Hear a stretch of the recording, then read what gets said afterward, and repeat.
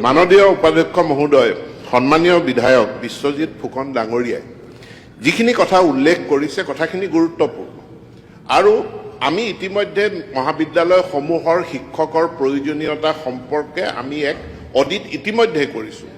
আমাৰ পূৰ্বে আমাৰ কোনো চেন্ট্ৰেলাইজড ডাটাবেছ নাছিল যে অসমৰ কোন মহাবিদ্যালয়ত কিমান ছাত্ৰ ছাত্ৰী আছে, কিমান শিক্ষক আছে, ছাত্ৰ ছাত্ৰী অনুপাতে শিক্ষক পৰ্যাপ্ত হয় নে নহয়। বৰ্তমান সামৰ্থ পোৰ্টেলৰ জৰিয়তে এই তথ্য আমি লাভ কৰিবলৈ সক্ষম হৈছো। গতিকে য'ত শিক্ষকৰ নাটনি হৈছে সেই শিক্ষকৰ অভাৱ দূৰ কৰাৰ কাৰণে চৰকাৰখনে পদক্ষেপ গ্ৰহণ কৰিব।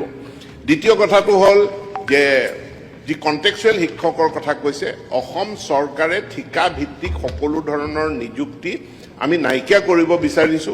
আৰু মহাবিদ্যালয়ত যদি কোনো মহাবিদ্যালয় বিশ্ববিদ্যালয়, কাৰণ তেওঁলোকৰ নিজস্ব পুঁজি এটা থাকে, ওন ৰেভিনিউ মহাবিদ্যালয়ৰো থাকে, বিশ্ববিদ্যালয়ৰো থাকে, আমি ফি ৱেইভাৰৰ পইচা দিওঁ, তাৰ জৰিয়তে তেওঁলোকে অতিৰিক্ত অংশকালীনভাৱে কোনো টেম্পৰেৰী এৰেঞ্জমেণ্ট দৰকাৰ যদি হয় তেওঁলোকে গেষ্ট ফেকাল্টি বা পাৰ্ট টাইম ফেকাল্টি নিয়োগ কৰিব পাৰে, ঠিকাভিত্তিক শিক্ষক নিযুক্তি কৰিব তেওঁলোকে নালাগে।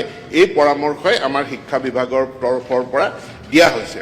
আন্তঃগাঁথনিৰ কাৰণে অতিৰিক্ত শ্ৰেণীকোঠা আছে নে নাই মই খুব সোনকালে জনাম সকলোকে যে আমি বৃহৎ পৰিমাণৰ পুঁজি বিনিয়োগ কৰি মহাবিদ্যালয় বিশ্ববিদ্যালয়ৰ আন্তঃগাঁথনি আমি উন্নীত কৰিছোঁ। যিবিলাক মহাবিদ্যালয়ত ছাত্ৰ ছাত্ৰীৰ সংখ্যা বাঢ়ি গৈছে সেই তথ্য ইতিমধ্যে আমি লাভ কৰিছোঁ আৰু মহাবিদ্যালয়সমূহৰ পৰা আবেদনো আমি লাভ কৰিছোঁ। অতিৰিক্ত আন্তঃগাঁথনি প্ৰদান কৰাৰ ব্যৱস্থাও আমাৰ চৰকাৰখনে কৰিব। আমি সুন্দৰভাৱে এই নেশ্যনেল এডুকেশ্যন পলিচি 2020ক আগুৱাই লৈ যাম।